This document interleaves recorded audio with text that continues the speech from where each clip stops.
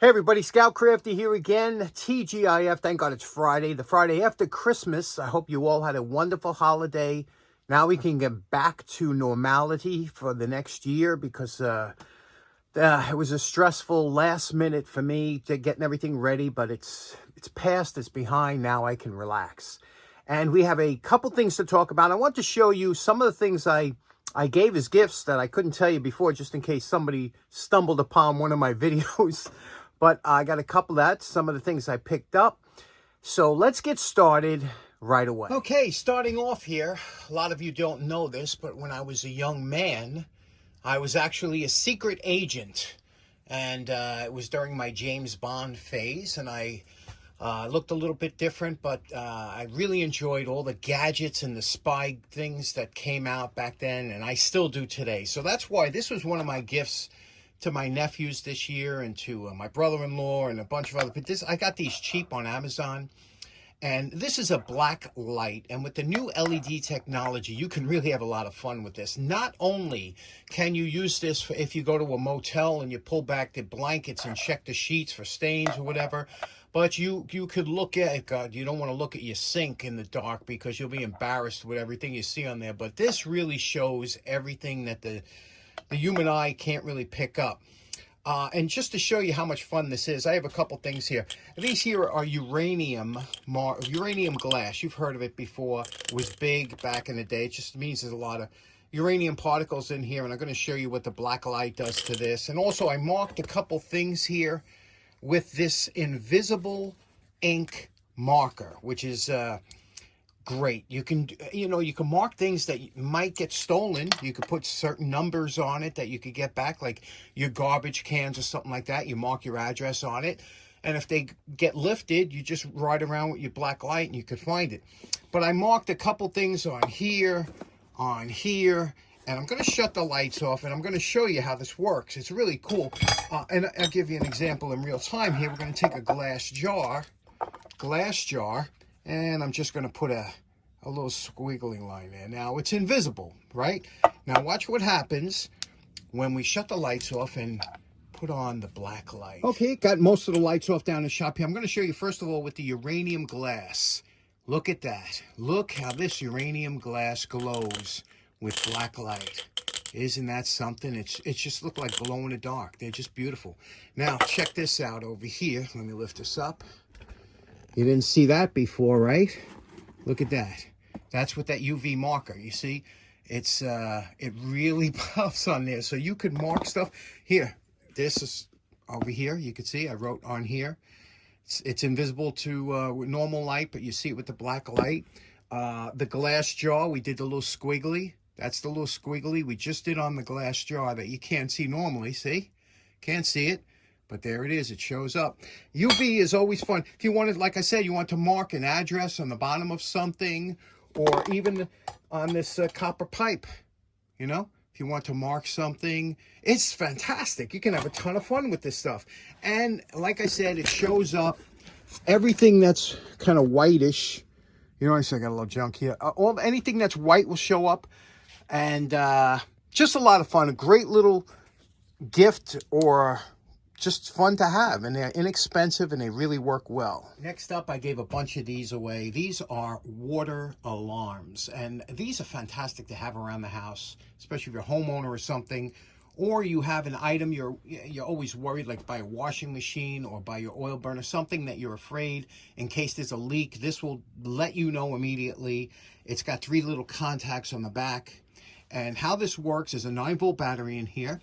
You just place it on the floor. You forget about it. Once the water comes up to a certain level, I just wet this here, but you can hear what happens. I'm going to touch the 2 contacts. It lets off an alarm, and it could be louder. It could be like a smoke detector, but it's loud enough that you'll hear it. And again, it's peace of mind, very inexpensive. You leave them anywhere, and you know, just forget about it until unfortunately, you hear this. And then once a year, you just check the battery maybe. These are really good to have. Okay, next up, hacksaws. I have a great collection of hacksaws. Probably have about 50 of them. Real nice ones. These were some of my favorite style, and I got these a couple months ago. on a lot, actually. And the problem with a lot of these earlier hacksaws, besides they're just beautifully made. I don't use them as users more than just, you know, restore them and kind of wall hangers, but you can use them all the time. The thing is that these blades are hard to come by. They're this one here is like an 8 1/4. They're an unusual size. Hacksaw blades are pretty much standardized now, and you don't have a problem with the modern ones. But with the older ones, it was hard to get the right size because a lot of companies wanted to put out their own blades so that you would have to buy it from there. That's how you put out a good saw. You sell it cheap, and you make your money on the blades. You know, so they tried to have. That's why you find a lot of problems with trying to find these 8 inches and tighter blades.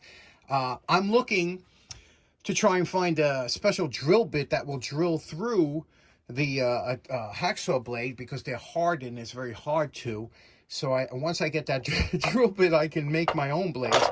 But for now, I just wanted to work on this one here. This is a close cutting, and this is real good because a lot of times you don't need the depth. A lot of times you'll be cutting a bolt and it's a tight area, and these really do come in handy. I have a modern equivalent that I use quite often, which is this Milwaukee here. It's got a nice, comfortable grip.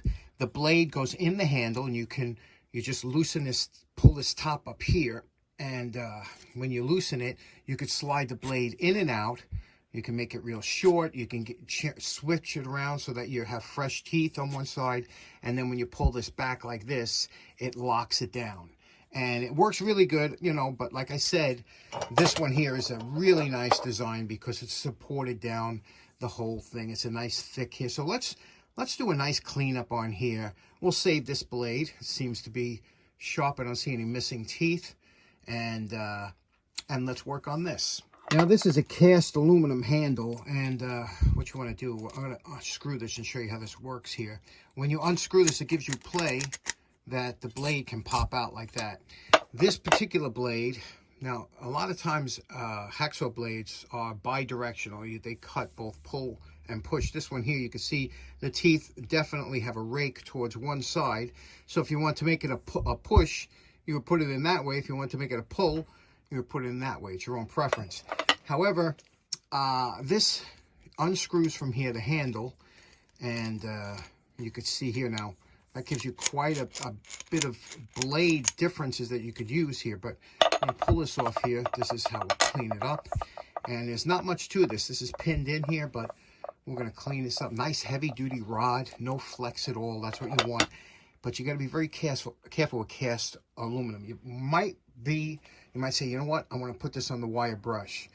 I told you about aluminum in the wire brush. The wire brush, especially a coarse one, unless you have a very fine one, will put a fuzz or a texture on the metal. Let me show you. Here's a piece of aluminum here, just a scrap piece of aluminum here. Look, I just did the very tip with the wire brush, and look at what happened. Do you see that fuzz, that texture that it left on there? Not very desirable, you know. And you could have a nice smooth finish and ruin it with the wire brush. Unless you have a very fine one, be very leery with putting aluminum on the wire brush. You have to go very light and careful, and especially with the cast style. Now the Dremel is actually very good for some of this because you can get within the lines that some of the grunge or grime have gotten into. You can use that. And up here we use a softer, I have a fine wire brush, and then we'll work with the fiber wheel. Now the fiber wheel is really good but it does get clogged up, just like the polishing wheel will get clogged up with aluminum, so you have to be leery of that too. Now that everything's clean, polished, and ready to go back together, we put a little lubriplate, number 105, on the threads and on the face here that spins against this area, just to make it that much easier to tighten up the blade. Now, you know my favorite part. Remember what this small hacksaw looked like before we started. And we're calling this project done. Nice little cleanup here. A lot of fun today. You could see we did with the handle. Cleaned it. Got all the grime out of the little notches there and polished it out. We didn't go down to a full polish because, like I said, I use these kind. And look what we did with the backbone here. Isn't that just beautiful? Polished it out here. Kept all the original plating on there. We put in a 10-inch Buck Brothers 24 teeth per inch, which is a great fine blade. They have 32, but the 24 I find is just a nice all-round blade. And what do you think? These do come in really handy for a lot of different projects. I always like to grab something like this, and it don't take up a lot of room. Okay, kind of a short one today. I wanted to tell you a quick story about the Christmas miracle that happened to me. And that is on Christmas night, I was feeding the outside. I feed the outside cats 3 times a day when it gets real cold, because they need the extra calories and energy to fight the cold. They don't want to come in. I try and get them to come in. They're feral. But I'll keep working on them to try and get them to come inside. They won't. They like being out, but they do need the extra calories. I feed them, like I said, 3 times. On the last feeding of the night, I threw off my big light in the backyard, and I saw Stripes playing with something in the snow, kicking it around, knocking it around. I knew right away what it was. It was a poor little mouse in the snow, and I ran downstairs, and Stripes ran away when he saw me coming, and it was this little mouse, little guy. He was not moving in the snow. I picked him up, brought him downstairs. I always have a fish tank here that a lot of mice have occupied through the years, and I keep it there with it's got some sawdust shavings in the bottom and the wheel and everything. So all I have to do is just add water and food, and I put him in there, and I gave him a couple hours, and sure enough, thank God, he's okay. Look at this little guy, just an absolute bundle of joy. So this was his first peanut butter sandwich that he had. He had some fresh apples I cut up for him, and seeds and things like that. So I will keep him as a shop mascot until the spring, about 3 months, and I'll let him go in March to enjoy his life. But I will beef him up, get him strong, and that wheel, they love to run on that wheel in there, and he'll be so fast that Stripes won't be able to catch him when I let him go. But I won't let him go here. I'll let him go somewhere where there are no cats. What do you think of that guy? Good looking guy. I just don't know what to name him, but maybe if you got some suggestions, put it in the comments. And again, thanks so much for tuning in. Hope you have a great weekend. We'll see you again on Monday. Take care now. Bye-bye.